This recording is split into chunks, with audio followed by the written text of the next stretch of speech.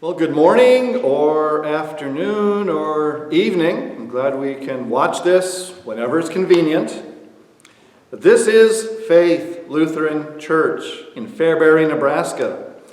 The congregation is part of the Association of Free Lutheran Congregations. And today, this is scheduled for the 23rd of August. We do have a few announcements. Number one, the broadcast for the radio on Sunday mornings is sponsored in memory of the day of birth of Alfred Stellenrich, which is August 22nd, and sponsored by the Don Mitchell family. Number two, a new piece of information. Rally Day will be September 13th. So we will be starting the Sunday school year on September the 13th. Number three, whatever works best for everybody, we can continue to send tithes and offerings to Wayne O at their house. The other option is that here on Sunday mornings we do have the offering plates in the back. They're not being passed yet. We don't want a lot of people touching the same things yet. And number four, we're working on Operation Christmas Child, even though December seems a long ways away. But we're gathering from the list of supplies and shoe boxes because we like to be ready. So the list of supplies is available. There's one in the fellowship hall here at the church. And I don't have any other announcements right now. So let's begin our worship service. In the name of the Father, and of the Son, and of the Holy Spirit. Amen. And let's continue with the hymn. One verse of hymn number 181, which is, "Oh, for 1,000 tongues to sing."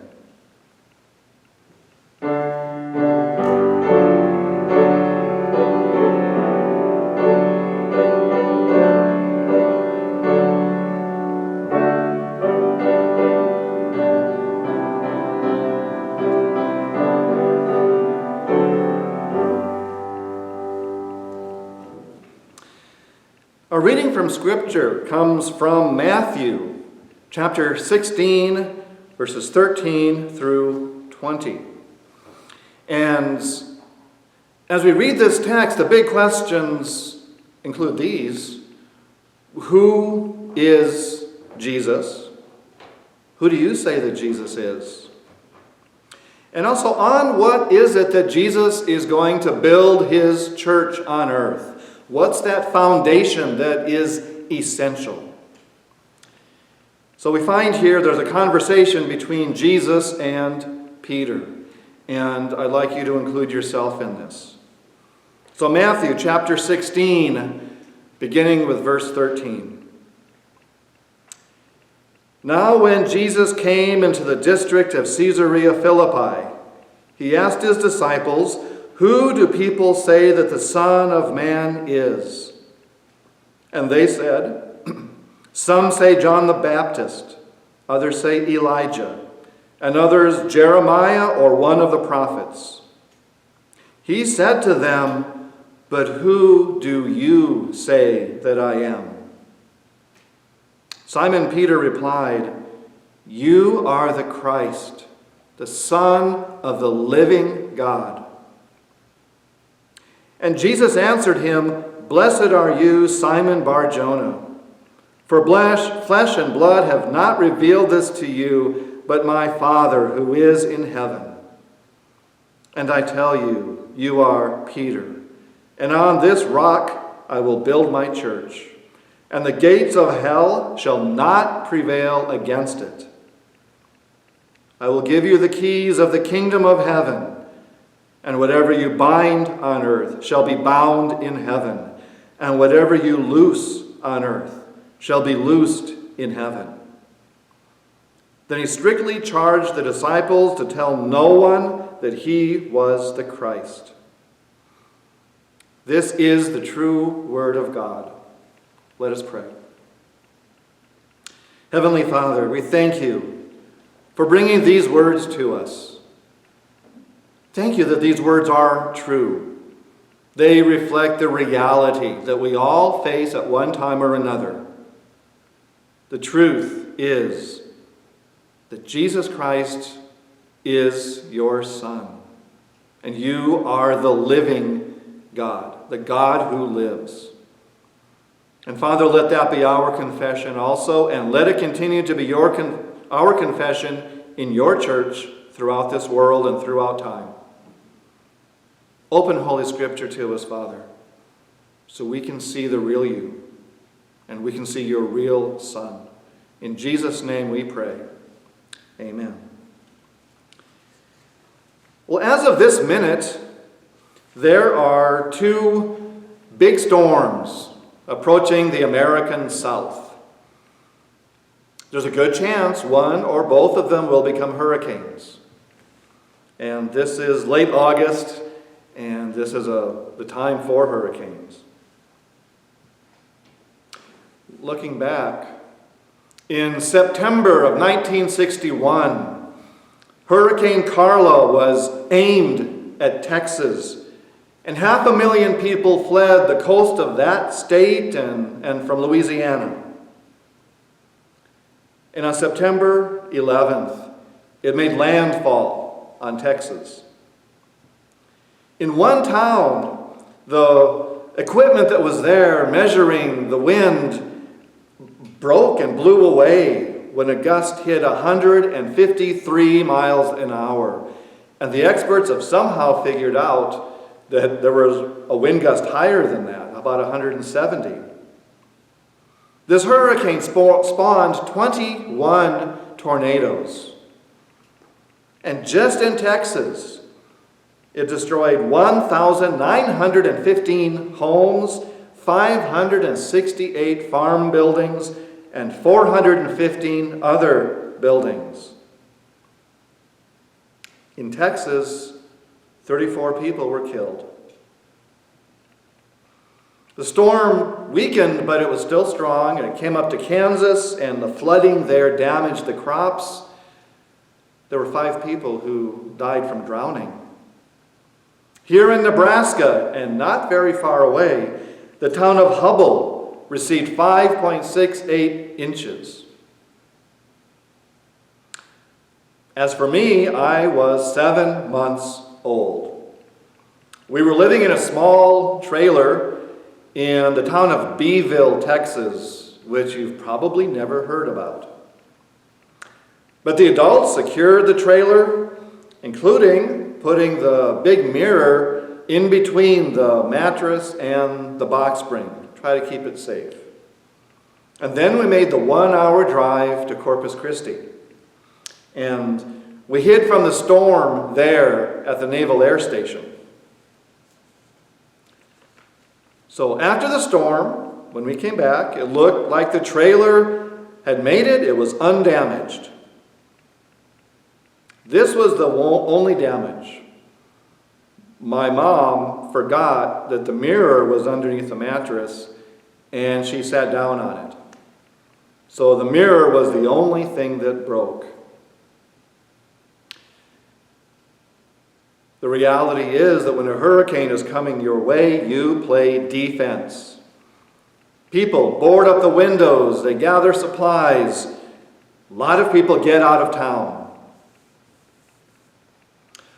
What if, instead, we could go on offense? What if, when we see that the storm is forming, we have the right technology to attack it and weaken it, and maybe even disperse it so it's nothing more than a bit of rainfall? The same with Nebraska tornadoes. Don't go on defense. Go on offense. Well, not today. Maybe someday. Now, instead of the weather, what about the gospel? These days it seems like the church in America is playing defense. That often leads to compromising and changing the essential message of the gospel. It's kind of like Texas facing a hurricane, just thinking about protecting and defending, hunkering down and preparing for the storm. But what if, instead of just defense, we go on offense? Look at the words of Jesus. Hear what he said. Peter made an impressive statement of faith on which the entire church would be built for all time, that Jesus is the Christ, the Son of the living God. Do you believe this? Well, Christ is the Greek word. Messiah is this very same word in the Hebrew. Both of these words mean that Jesus is the one chosen by the Heavenly Father to be the Savior whom God had promised. Jesus is the Son of the Father. And this God, whom we look to, is alive and almighty and active and thinking and planning and doing, unlike anything else that we call God. So these words from Peter, that Jesus is the Christ, the Son of the living God, that is rock solid. And on this reality, Jesus will build his church throughout the earth, from Caesarea Philippi to Jerusalem to Wittenberg to Fairbury, even to the moon, where Buzz Aldrin, the second man to walk on the moon, actually had communion while he was there. And Jesus says the gates of hell will not prevail against it. Notice here that Jesus did not talk about the gates of the church. Instead, it's the gates of hell that shall not prevail. The gates of hell will not be able to stand against Christ. These gates will not be able to stand against the confession of Jesus as the Son of God and as the Savior of the world. Those gates on defense will not stand against that reality. Think about what gates are. During those times, cities like Jerusalem and Damascus and Rome had enormous stone walls all around them. That made it a whole lot harder for armies and bandits to attack and raid. And built into those enormous walls were enormous gates that would open and close so people could still enter and exit. So if needed, those gates could be shut, and maybe archers stationed on top of the walls. Because if the attackers would somehow break through those gates, they could stream inside and maybe take over the city. Movies like Lord of the Rings showed it very well. So Jesus said that those gates shall not stand. That defense will not stand. Jesus and his word, therefore, are like a battering ram against those gates, battering against sin and against death and against the devil. And those gates will not stand up against him and will not stand up against the gospel. The reality is that Jesus is on the offense. He batters down sin, bringing us the way of repentance and forgiveness. He batters down fear, assuring us that he never ever abandons us. He batters down anger and selfishness and greed. He batters down death, bringing us the way of everlasting life. He batters down the devil, confronting those lies and those deceptions and those manipulations with the force of his honesty and mercy. Jesus is on the offense. He heals. He casts out demons. He confronts hypocrisy. He brings the gospel to the outsiders and to the rejects and to the needy. And when his enemies raged and stormed against him, yes, they did nail him to the cross. But even on the cross, Jesus was victorious as he paid the consequences of our sins in full. And he rose to life. And Jesus remained on the offense as he equipped and sent his once bumbling and confused disciples out with the gospel into the rest of the world, where it has reached almost every place on earth. Jesus brought the gospel even into the heart of enemy territory.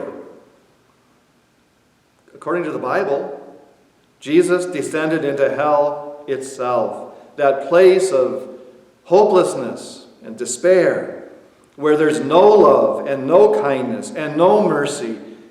Those things cannot exist there. But Jesus did not descend there in order to suffer anymore. According to 1 Peter 3:19, he went to those spirits there in prison where he proclaimed the victory of forgiveness and everlasting life. Jesus has gone on the offense against sin and death and the devil in this world and beyond this world and in our lives.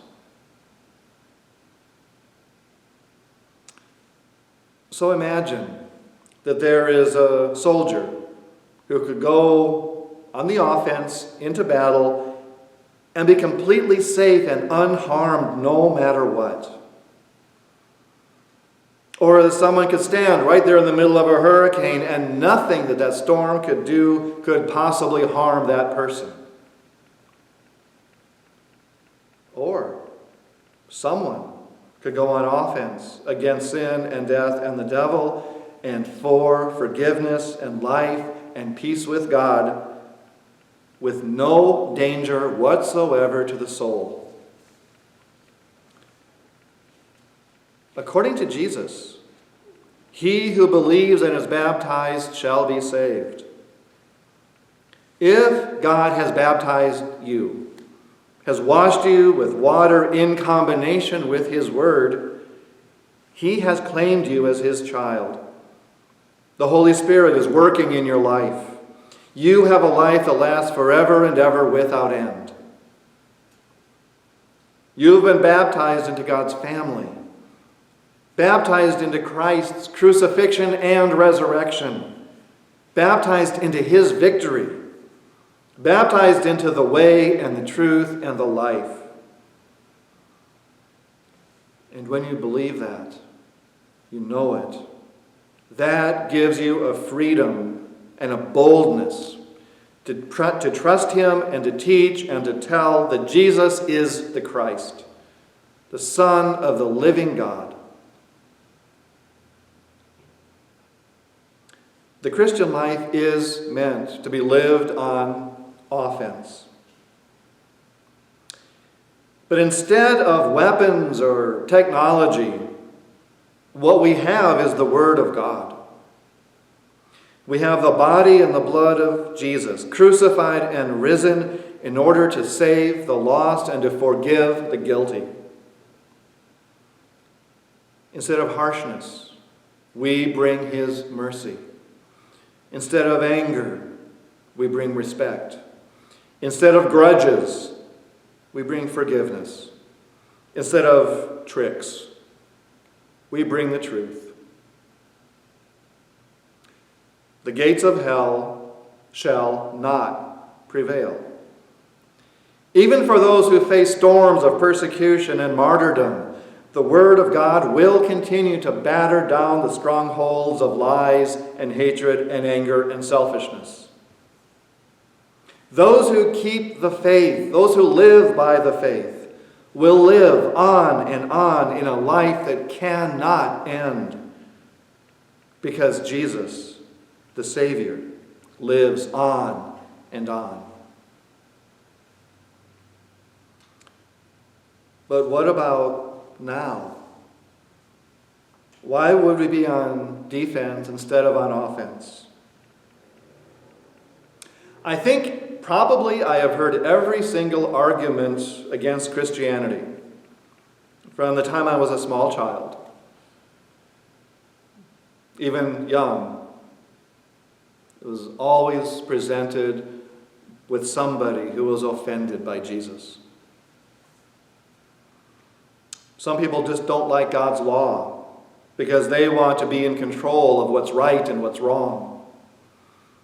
Some don't like that God, who forgives, also expects us to forgive, when it's really hard to surrender those grudges. There's a false feeling of strength and power when you hold that grudge. But it's phony.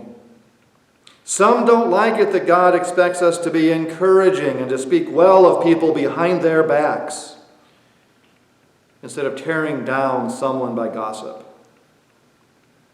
Some imagine that Scripture conflicts with the evidence of science instead of understanding that science is really only an exploration of what God has created. Some imagine that Scripture conflicts with itself, but that's really nothing but a misunderstanding of the original languages or the original culture. Or sometimes it's just because the reader does not understand that grace is what underlies all of Scripture. Some people simply want to exploit the weak and the vulnerable in order to get ahead. It's a kind of survival of the fittest kind of contest that they see as life. And they're confronted and offended by the fact that God expects us to care for each other, especially for the powerless and the vulnerable. Some people want to blame God for the things that go wrong, when the reality is that all of the wrong things have been made by us, by humankind. God is the one making things right. Some people have this idea that faith means that we believe things that aren't real.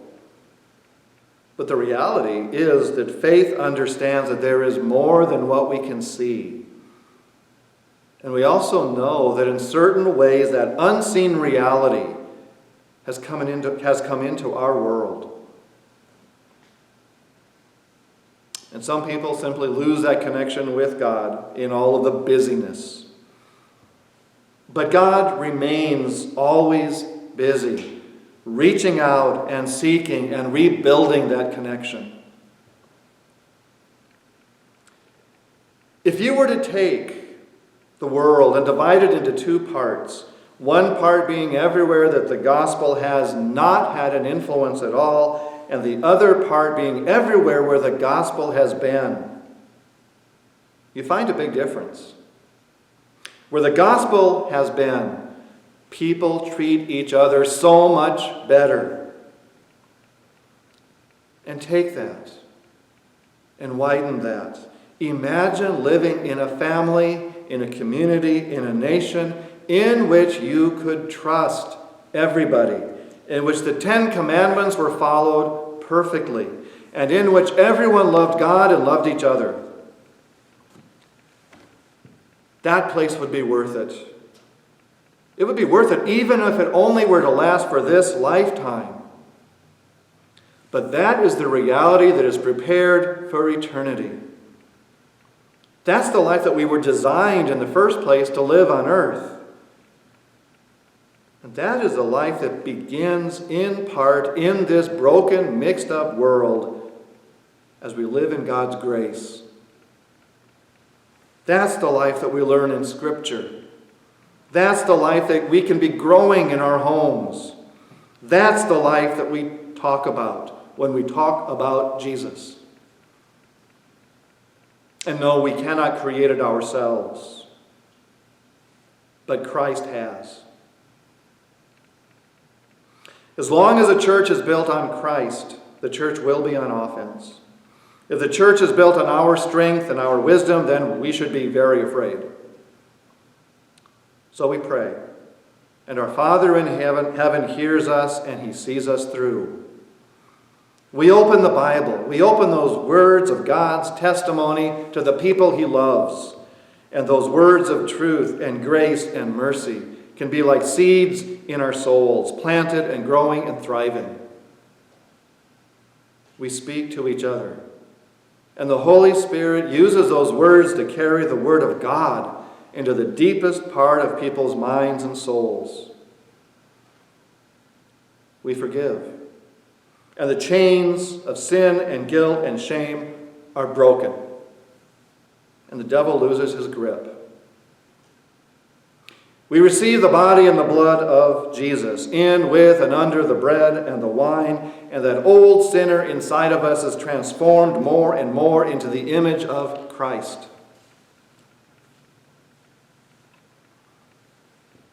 It's really good news that in your life, Jesus has gone on the offense to bring you the love of God, his care, his mercy, his forgiveness, his life. Right now, in this busy, mixed-up world, you can know it. Someday you can see it in its fullness and live it forever. And in every place in this world, Jesus has also gone on the offense because he is still seeking and saving the lost.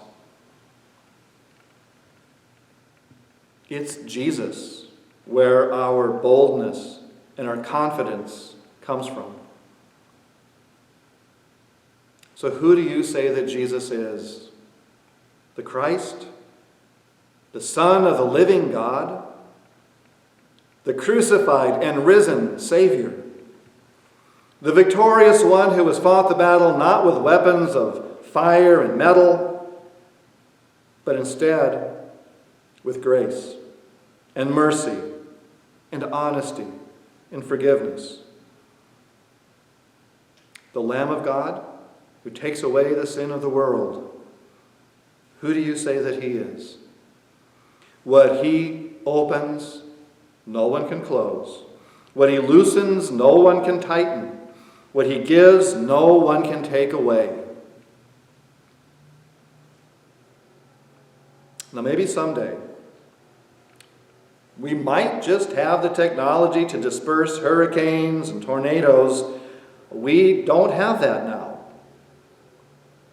Today, however, we do have what it takes to disperse fear and sin and anger and grudges and death and the devil. We have Jesus, the Son of the living God, the crucified and risen Savior. In his name, amen. Let us pray. Heavenly Father, we thank you that your church is built on the fact and on the trust that Jesus is the Christ, the Son of the living God. Let the gospel come to every person and bring them to true repentance and faith. We acknowledge that we are weak, but you are strong. Protect your church and build faith so your people can live with confidence and boldness and mercy.